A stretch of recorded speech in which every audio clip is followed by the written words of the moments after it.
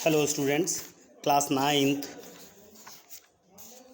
Political science chapter number हमारा जो chapter चल रहा है वो है electoral politics.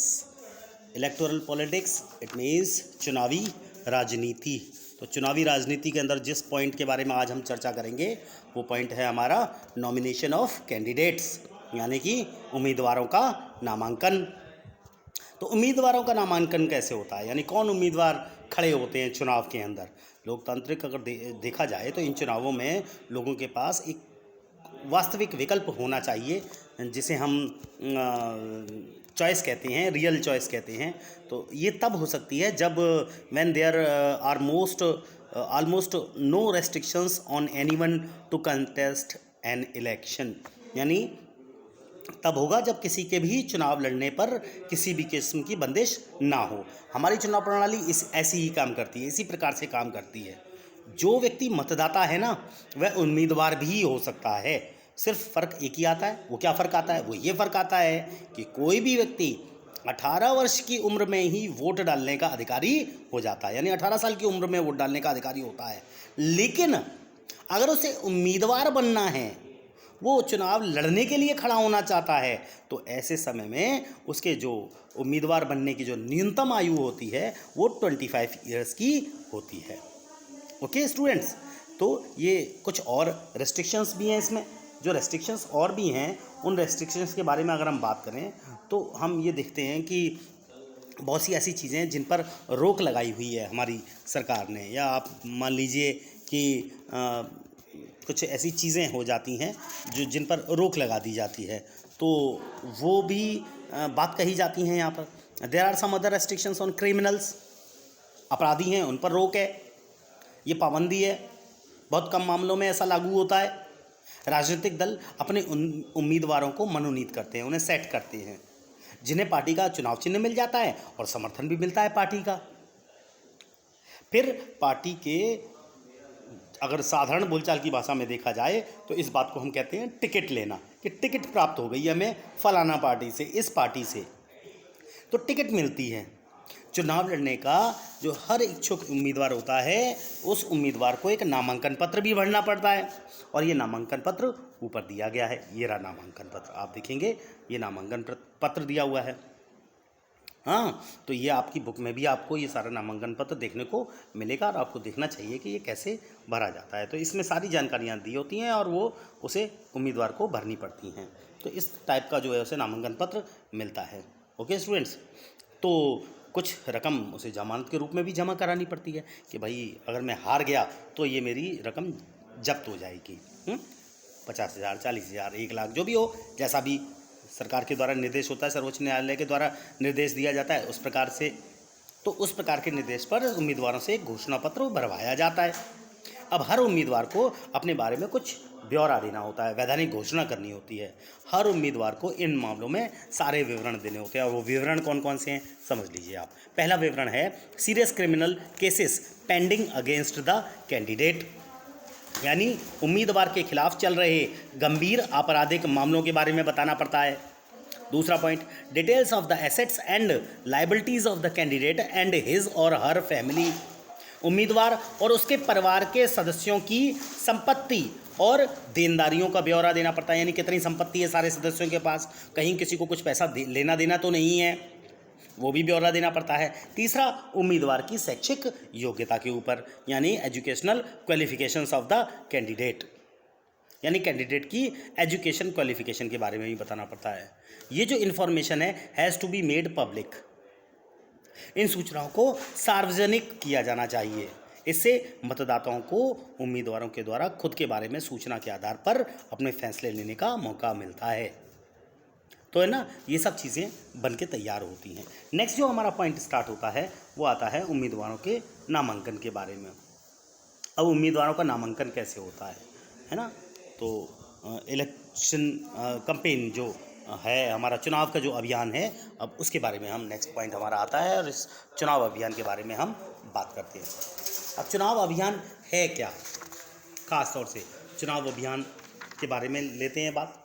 The main purpose of election is to give people a chance to choose the representative of the government and the policies they prefer. चुनाव का उद्देश्य क्या होता है? लोगों को अपनी पसंद के प्रतिनिधि चुनना, अपने पसंद की सरकार चुननी या फिर उनकी नीतियों का चुनाव करने का अवसर देना। कौन प्रतिनिधि अच्छा है, कौन पार्टी अच्छी सरकार देगी या अच्छी नीति कौन सी है, इस बारे में स्वतंत्र और खुली चर्चा होना बहुत ज़्यादा जरूरी है। चुनाव अभियान के दौरान यही सब कुछ होता है। हमारे देश में चुनावों की जो हमारे देश में उम्मीदवार जो हैं उनकी अंतिम सूची की घोषणा होने और मतदान की तारीख के बीच आमतौर पर 2 हफ्ते का समय चुनाव प्रचार के लिए दिया जाता है। तो इस पूरी अवधि में उम्मीदवार मतदाताओं से संपर्क करते हैं। राजनेता चुनावी सभाओं में भाषण देते हैं, अच्छे भाषण देते हैं, लोगों को इसके बारे में बताते हैं। राजनीतिक पार्टियां अपने समर्थकों को सक्रिय कर देती हैं। फिर वो इलेक्शन कैंपेनिंग के बाद क्या करते हैं? वो टीवी चैनलों पर, अखबारों में चुनाव से जुड़ी जो खबरें होती हैं उनमें हिस्सा लेते हैं, उनमें बहस करते हैं। During this period the candidate contact their voters, political leaders, address election meetings and political parties mobilize their supporters. This is also the period when newspapers and television news are full of election related stories and debates. But election campaign is not limited to these 2 weeks only. सिर्फ चुनाव के अभियान में ये 2 हफ्ते ही नहीं चलता है, बल्कि राजनीतिक दल चुनाव होने के कई महीनों पहले से इसकी तैयारियां शुरू कर देते हैं। Political parties start preparing for elections monthly before they actually takes place. और क्या करते हैं? जब चुनाव अभियान चलता है तो उस चुनाव अभियान के दौरान राजनीतिक पार्टियां लोगों का ध्यान कुछ बड़े मुद्दों पर केंद्रित करना चाहती हैं। Political parties try to focus public attention on some big issues. They want to attract the public to that issue and get them to vote for their party on that basis. वे लोगों को इन मुद्दों पर आकर्षित करती हैं और अपनी पार्टी के पक्ष में वोट देने को कहती हैं। तो जब पार्टियां ऐसा करती हैं ना, तो ऐसे समय में उन्होंने कुछ जो है some of the successful slogans given by the different political parties in various elections. कुछ खास तौर के जो इलेक्शंस हुए थे उन इलेक्शंस में, विभिन्न चुनावों में दलों ने कुछ सफल नारे उठाए। उन नारों के बारे में बात करते हैं। सबसे पहले इंदिरा गांधी के नेतृत्व वाली जो कांग्रेस पार्टी है उसने 1971 के जो चुनाव हुए थे, जो लोकसभा चुनाव हुए थे, उन चुनावों में गरीबी हटाओ का नारा दिया था। यानी गरीबी हमें हटानी है, कांग्रेस पार्टी ने कहा था। पार्टी ने यह भी वादा किया कि अगर सरकार की सारी नीतियों में बदलाव करके सबसे पहले हम देश से एक ही चीज़ हटाएंगे और वो क्या होगी? गरीबी हटाओ, यानी रिमूव पॉवर्टी, है ना, गरीबी हटाओ।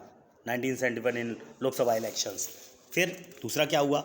इन 1977 में लोकसभा चुनावों में जयप्रकाश नारायण के नेतृत्व में जनता पार्टी आई थी। उसने एक नारा दिया, लोकतंत्र बचाओ। लोकतंत्र बचाओ, save democracy was the slogan given by Janata party in the next Lok Sabha elections held in 1977। Party ने आपातकाल के दौरान ज्यादतियों को समाप्त करने के लिए और नागरिक आज़ादी को बहाल करने का वादा किया था। उसके बाद लेफ्ट फ्रंट आई, वामपंथी दल। 1977 में पश्चिम बंगाल में विधानसभा चुनाव हुए थे, जिसमें जमीन जोतने वाले को इस नाम का नारा दिया गया, लैंड टू द टिलर। इस टाइप का नारा वेस्ट बंगाल में 1977 में वहाँ के असेंबली इलेक्शंस में। एक और आया था, protect the self respect of the Telugus was the slogan used by NT Rama Rao. ये किसके नेता थे? तेलुगु देशम पार्टी, आंध्र प्रदेश में। 1983 में असेंबली इलेक्शंस हुए थे, उसमें उन्होंने ये नारा दिया था। तेलुगु देशम में एनटी रामा राव ने 1983 में आंध्र प्रदेश के चुनावों में। लोकतंत्र में राजनीतिक दल और उम्मीदवारों को अपनी मर्जी के मुताबिक चुनाव प्रचार करने के लिए आज़ाद छोड़ देना ही सबसे अच्छा होता है। सभी दलों को उचित और समान अवसर मिले, इसके लिए कई बार कुछ दखल देना जरूरी होता है। चुनाव के कानूनों के अनुसार कोई भी उम्मीदवार या पार्टी ये सब काम नहीं कर सकती। अब कब क्या क्या काम नहीं कर सकती? पहला, ब्राइब और थ्रेटन वोटर्स। वोटरों को डरा नहीं सकती, उन्हें प्रलोभन नहीं दे सकती, फ़ायदा नहीं दे सकती, घूस नहीं दे सकती, धमकी नहीं दे सकती। दूसरा point, appeal to them in the name of caste और रिलीजन। जाति या धर्म के आधार पर उनसे वोट नहीं मांग सकती। तीसरा point, use government resources for election campaign. यानी कि चुनाव अभियान में सरकारी संसाधनों का इस्तेमाल नहीं कर सकती। Next point, spend more than ₹25 lakh in a constituency for a Lok Sabha elections for ₹10 lakh in a constituency in an election assembly elections. Lok Sabha चुनाव में एक निर्वाचन क्षेत्र के अंदर सिर्फ 25 लाख रुपए खर्च कर सकते हैं आप। विधानसभा चुनाव में एक सीट पर आप सिर्फ 10 लाख रुपए खर्च कर सकते हैं। अगर वे इनमें से किसी भी मामले में दोषी पाए जाते हैं तो चुने जाने के बावजूद भी उनका चुनाव रद्द घोषित किया जा सकता है। If they do so, their elections can be rejected by the court. Student, समझ में आया? In addition to the laws, all the political parties in our country have agreed to a model code of conduct for election campaigns. जितनी भी इन कानूनों के अलावा हमारे देश की सभी राजनीतिक पार्टियों ने चुनाव प्रचार की आदर्श आचार जो संहिता होती है, जिसे हम कोड ऑफ कंडक्ट कहते हैं, उसको भी स्वीकार किया है। इसमें उम्मीदवारों और पार्टियों को ये सब काम करने की मनाही होती है। कौन से काम? नीचे दिए हैं। कौन कौन से काम? पहला, use any place of worship for election propaganda. चुनाव के प्रचार के लिए किसी भी धार्मिक स्थल का उपयोग आपको नहीं करना है। Use government vehicles, aircraft and officials for elections.